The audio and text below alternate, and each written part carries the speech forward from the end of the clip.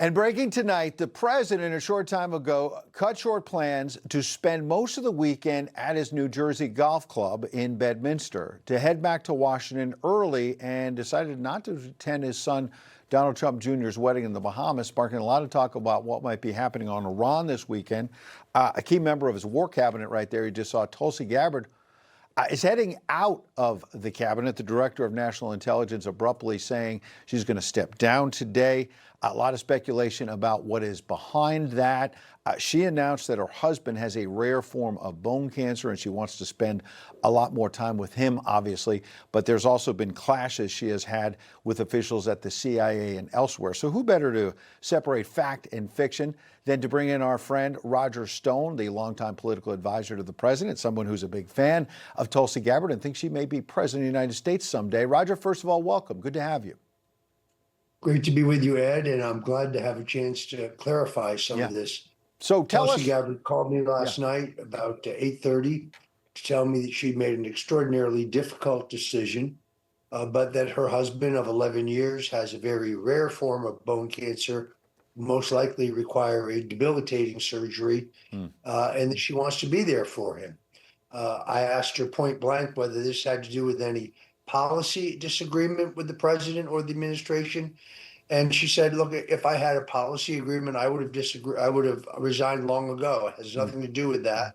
But he's always been there for me, and now I have to be there for him. I take her at her word.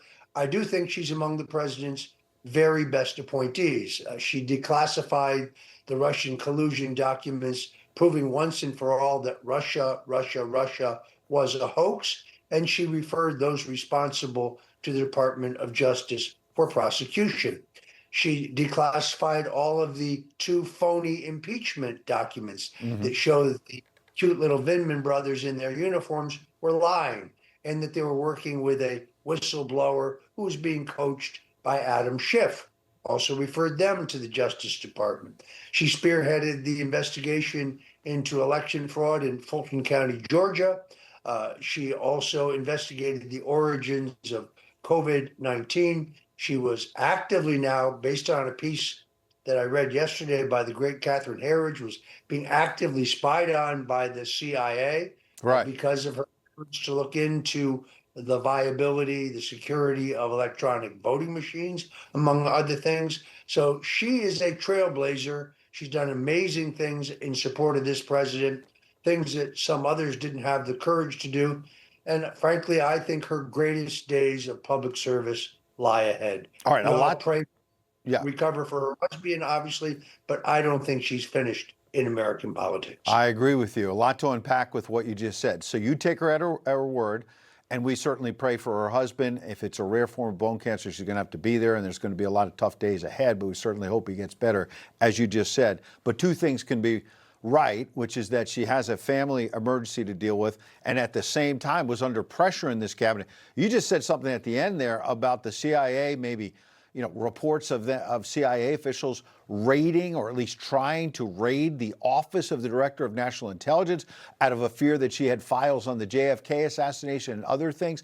Do you give credence to Catherine Herridge's and others reporting on that? Do you believe that the CIA may have been spying on Tulsi Gabbard? That's a big deal. Yes, I agree. And look, Catherine Herridge is a highly credible journalist. She wouldn't write that without evidence that it is true. So, look, I think there are elements at the CIA who don't want to look into the use of the manipulation of these electronic voting machines, perhaps because we have been using them to manipulate foreign elections for decades, may even have been involved in the manipulation of our own 2020 election. There's one strong reason why they may have been monitoring her, not just her phone calls or text messages, but that of the DIG, the so-called task force that she headed, looking into that. So, look, she's a threat to many of the entrenched interests in Washington, D.C. She's fiercely independent, but also she's extraordinarily sure-footed. She's extraordinarily cautious. Tulsi Gabbard has never made any assertion that she couldn't back up with absolute proof.